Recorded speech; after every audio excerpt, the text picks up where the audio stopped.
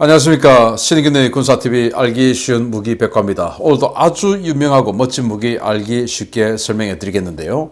현재 미국이 아주 많이 운용하고 있고 지금 우크라이나에도 무상 공급해줘서 우크라이나가 러시아에 대적하는 주력 무기로 사용하고 있죠. 바로 서방 최강이었던 휴대용 대전차 미사일, 미국의 FGM-148 제블린 대전차 미사일 알아보겠는데요. 제가 여기에 제목을 의미심장하게 적었습니다. 서방 최강이었던 과거형이죠. 그럼 현재 최강은 아니다. 현재 최강은 뭐냐? 정말 자랑스럽게도 국뽕 차오르게도 우리 대한민국 현궁 대전차 미사일이 세계 최강으로 저는 평가를 합니다. 아무튼 최강이었던 제블린 보겠습니다. 제블린은 일단 투창, 던지는 창, 그걸 이제 제블린이라고 하죠. 이 제블린의 개발 배경은 대전차 미사일들이 이거 가지고는 안 되겠다라는 그런 문제의식이 생겼죠. 기존에 미국이 가지고 있던 바주카포, 그리고 무반동총, 그리고 여기 쏘고 있는 M72 라우, 이런 것들이 전부 직선으로 날아가는 직주를 하는 무유도 방식의 로켓, 그런 무기들이기 때문에 이 상대 전차가 조금 회피 기동 좀 하면 그냥 못 맞추는 겁니다. 그래서 스피드도 느리고 라우 같은 게 스피드도 느리고 또 화염도 있고 또 무반동총 화염이 어마어마하죠. 이 블래스트가.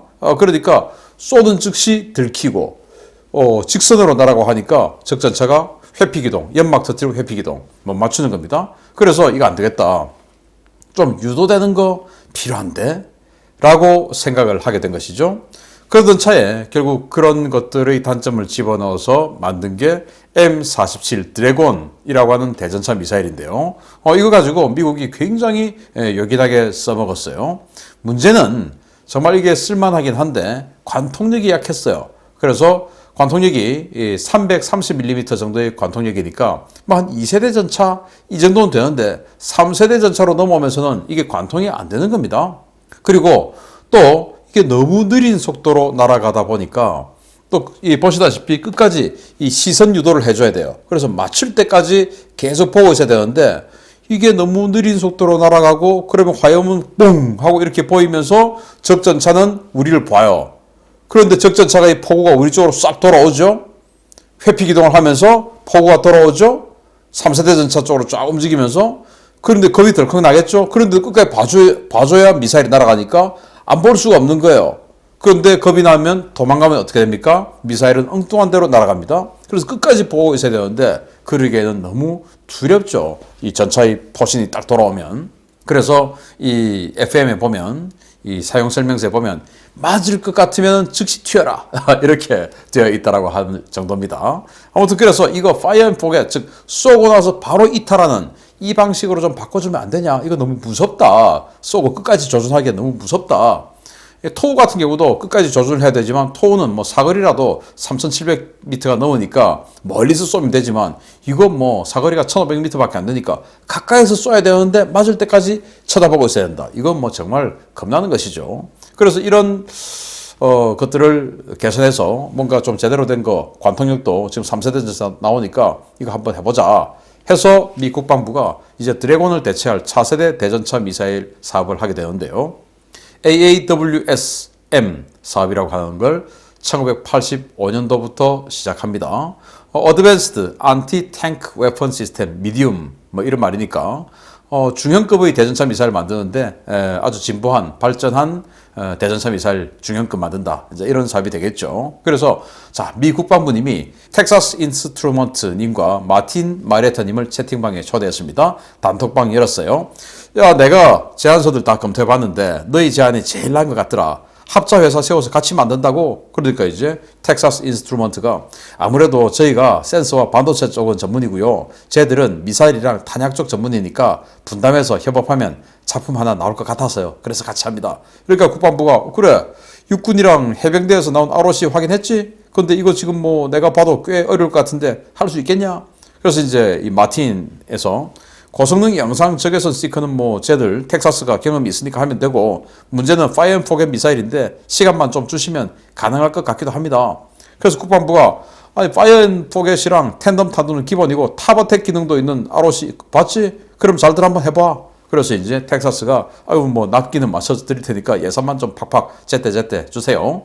이렇게 해서 텍사스 인스트루먼트라는 전자 전문 회사하고 마틴 마리에타가 합작 회사를 설립을 했는데, 이 마틴 마리에타는 나중에 로키드로 합병되었죠. 그래서 로키드 마틴이 됩니다.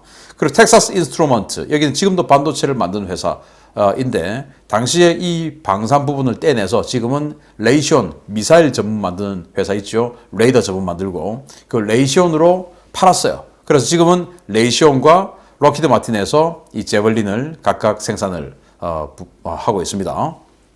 이렇게 해서 만드는데 당시 미국 군에서 육군과 해병대에서 요구한 사안이 여러 가지가 있으니까 그걸 이제 집어넣어서 개발을 해야 되지 않겠습니까? 그래서 회의를 합니다.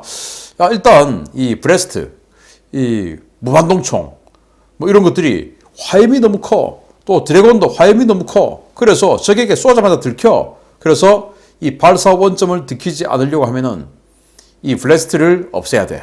그래서 화염 없는 발사를 하게끔 해야 돼. 그리고 육군에서 말이야, 이때가 이제 80년대 중반이니까 아프가니스탄에 소련이 침공해서 아프간전을 하고 있을 때였어요.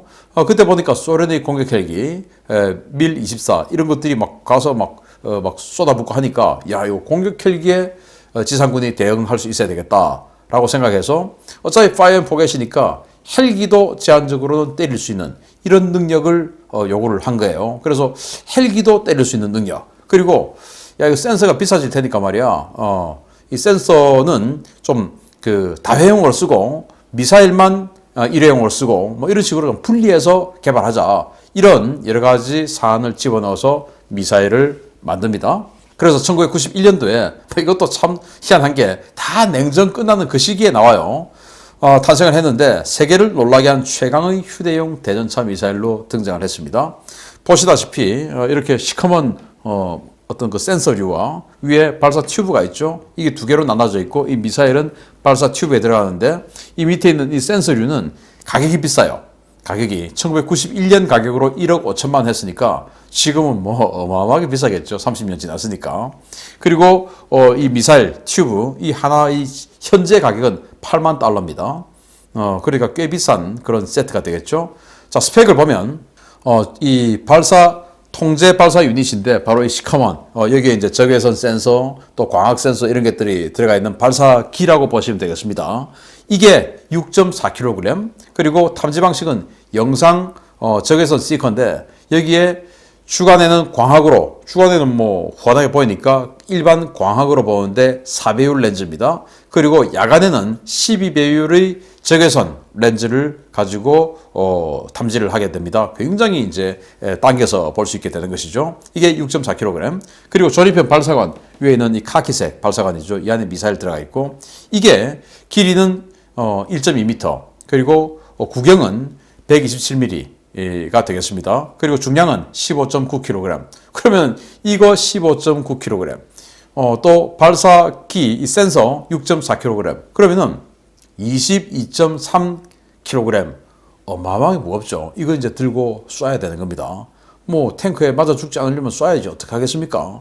비행 속도는 음속보다 약간 느린 초속 300m가 되겠고 꽤 빠릅니다. 유도 방식은 영상 적외선 그리고 자율 추적인데 일단 시커를 가지고 딱 그 타겟팅을 해줘요. 그러면은 적 전차가 움직이고 있는 여러 전차 중에서 나는 저놈을 때릴 거야. 그러면 저놈을 딱 시커를 가지고 조준을 딱 해줍니다. 그러면 이 시커가 렌즈가 쫙 그 놈을 딱 쳐다보고는 그 형상을 이미지를 딱 입력을 하죠. 그래서 요거 그래서 이미지를 딱 미사일에다가 입력을 딱 시켜줍니다. 그럼 이 미사일은 그 이미지를 기억하고 날아가는 거예요.